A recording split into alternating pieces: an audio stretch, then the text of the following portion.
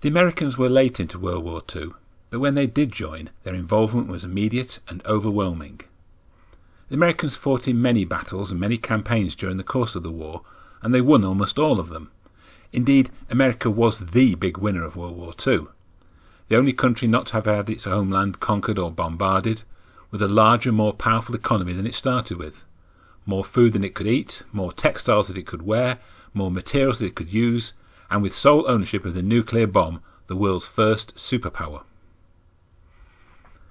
This state of affairs is so familiar to us now, it is hard to think of just how unlikely this was in the 1930s. The USA was not the great world power that it is today. It was large, populous, it had tremendous industrial and military potential, but it was a potential that had not been realised.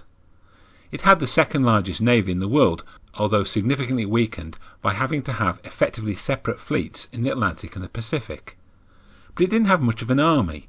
Why would it need such a thing? What land-borne military threats were there to the USA at that time? By the second half of the 1930s, it was quite clear to everyone who took any notice of these things that a major world war was in the offing, and the world's militaries began to tool up to fight it. One of the common comments made on the earlier video I made entitled "Italy in World War II, What Went Wrong?" was that a major reason Italy did so poorly was that the country was quite unprepared to fight a major war. This is very true, but unfortunately for Italian apologists it was, to varying degrees, also true for everybody else. It takes time to build up armed forces. In peacetime, a major warship, like a battleship or an aircraft carrier, can take years to design and build. A new type of plane or tank can take almost as long to build in numbers. Most rearmament plans were based on the premise that this world war would kick off in 1942-43. It therefore came as quite a surprise when Britain declared war in September of 1939. Quite simply, nobody was ready, or at least not as ready as they wanted to be.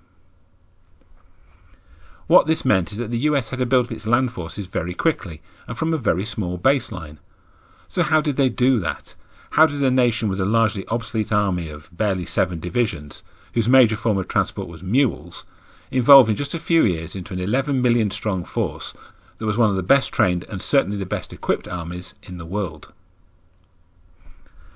Well, to a certain extent, the lack of a very large army actually helped quite a lot. Large long-standing armies build up traditions. Traditions can be very useful. They provide cohesion and a link to the past, but they can also come with a lot of baggage. They can produce a hidebound mentality that can stultify initiative, the old "we've always done it this way" mentality. Because the American army was so small and didn't really have much of an established officer class, there weren't too many senior officers around wagging their fingers and saying, "that won't work," or "you can't do things like that." Secondly, the USA definitely benefited from entering the war late. There was a gap of over 20 years between the two world wars, and in that time a great deal of technical development occurred, which significantly changed the capabilities of military equipment. The world's militaries assiduously studied and utilised these technical advances. Combat aircraft got faster and better armed, tanks became more mobile and reliable, but what these improvements meant to the actual deployment and use of these weapon systems was very contentious. Theorists theorised, but without practical experience, nobody really knew how the new improved ships and tanks and aircraft would actually work in battle. Indeed, the very early months of the war were marked by the main contenders cautiously feeling each other out and testing their tactics and techniques.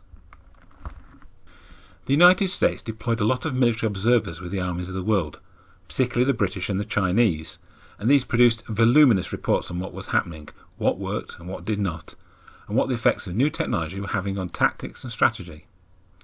Not only that, but the American military was clued up enough to take notice and implement the necessary changes to their equipment, training and tactics, even though in many cases that involved radical alterations to conventional wisdom. That is a very hard thing to do.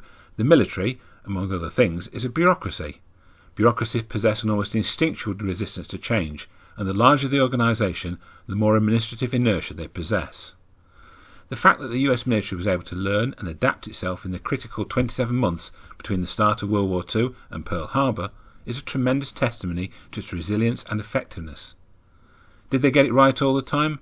No, of course not. Mistakes are inevitable in all human activities, particularly war, and significant ones were made. The decision not to immediately institute a convoy system, against all British experience, was a major error that cost a great many ships and lives. But the Americans got it right far more often than they got it wrong, and they very rarely made the same mistake twice. There was only one battle of the Kasserine Pass. Nothing better illustrates this than the employment of tanks. Tanks very much defined World War II ground combat, and in 1940 the US Army had almost no experience in their deployment and use. The only tanks available were a couple of hundred totally obsolete M2s. With war looming, it was obvious new tanks would be needed. The startling success of the German blitzkrieg attacks on Poland and France intensified that requirement and pointed to the development of new tactics and training. The very first widely available and used US tank of World War II was the M3 Stuart. It was clearly a very quickly knocked together stopgap solution. It was armed with a 37mm main gun, a weapon known to be becoming obsolete, for the very simple reason that the 37mm was the only anti-tank gun available. The suspension and track system was from a commercial tractor, the power plant was an old diesel aircraft engine. It was an unlikely combination, but it worked, and it worked well. Stuarts were fast, reliable, and their armament and armour was at least comparable to any of the contemporary Axis tanks in the desert. The British name for the design, the Honey, tells you all you needed to know. They thought it was sweet. And indeed, with modifications, the design served for the rest of the war, although it was largely relegated to reconnaissance and screening duties from mid-1942 onwards. The second largely available and used US tank was the M3 Lee Grant. Also a compromise to produce a serviceable tank quickly, the M3 illustrates the interwar uncertainty over the usage of tanks, having many features that turned out not to work, like multiple guns for example. Grants were large, making them difficult to hide and easier targets. They needed large crews, which were in short supply, and their off-road performance was poor. However, they were reliable, had good armour, and the 75mm gun, even if it was mounted in a sponson with limited traverse that prevented them from being used hull down, gave them a significant firepower advantage over their contemporary Axis rivals. The third largely available and used US tank was the M4 Sherman, which pretty much became the standard US and British tank in the later war period. It has become very fashionable in recent years to rubbish the Sherman. It is routinely derided in both films and documentaries as being undergunned, weakly armoured, and prone to explode when hit. It has even been described as a death trap for its crews, and its continued use evidence of a shocking dereliction of duty of care by the military for its personnel. Well, let's set this record straight.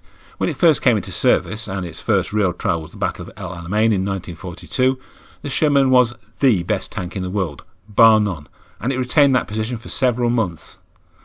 That might not sound very impressive, but in wartime technical advances are made at an astonishing rate. Equipment that is cutting edge in one year can be so-so by the next and thoroughly obsolete by the year after. Recall this is a conflict where biplanes were common at the start and jet aircraft were coming into service by the end. The problem with public perceptions of the Sherman is that they concentrate too much on bald statistics of armour thickness, speed and penetrative power of anti-tank shells. In fact, there are a whole slew of other seemingly less important characteristics that combine to make the Sherman a fine piece of military hardware. Most of these factors point up the major advantages of the American military, and indeed the single most defining attribute of the United States as a nation: its incredible ability to adapt and improvise. Shermans are easy to make and repair because they use parts common with many other vehicles. They are large and heavy enough to be effective, but small and light enough to be easily transportable. They are roomy, which increases crew comfort. This is more important than you might think. Worn-out crews make mistakes and miss important details, like the barrel of an enemy anti-tank gun poking out of a hedge or tree line. Shermans are also blessed with a lot of escape hatches if things take a bad turn, and I can assure you that makes a lot of difference to tank crews.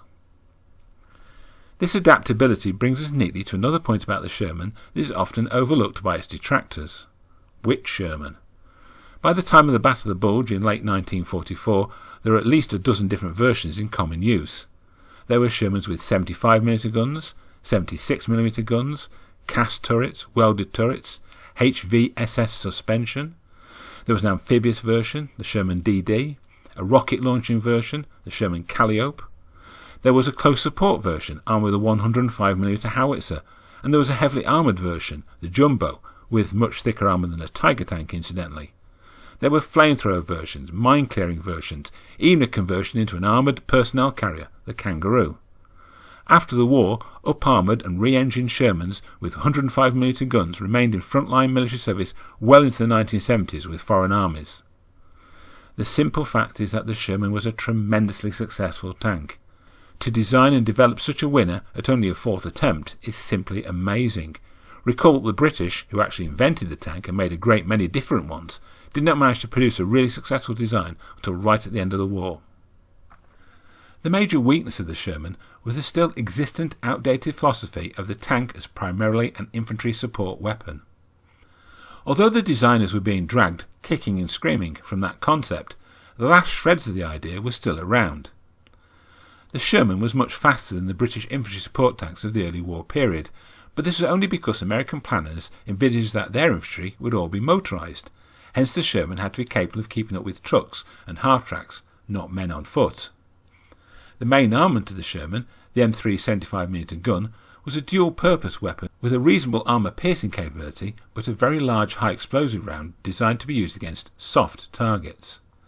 The idea was that Shermans would primarily support ground troops by knocking out bunkers and machine gun nests, and have enough armour-penetrating capability to disable enemy half-tracks and scout vehicles.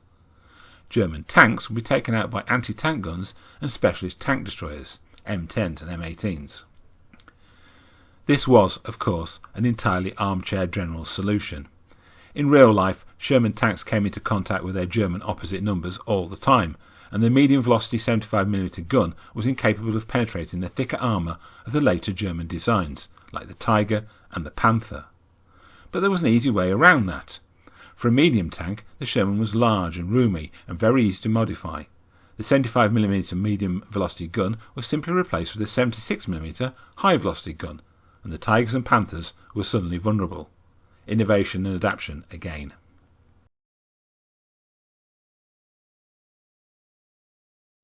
The US Navy theoretically was a much more substantial and established force. But this disguises a lot of shortcomings.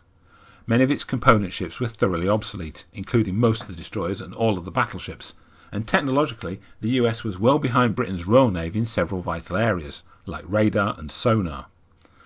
A lot of the equipment was faulty, particularly torpedoes, which were notoriously ineffective in the opening years of the war. Much is made of the American aircraft carriers, which pretty much single-handedly stemmed the tide of Japanese victories in the Pacific, but even these were hardly ideal. Most were converted capital ships, and although their air wings were very large, the actual planes composing them were mediocre at best. Most American carrier aircraft were biplanes. The only significant monoplane was the Devastator, which was obsolete even before Pearl Harbor.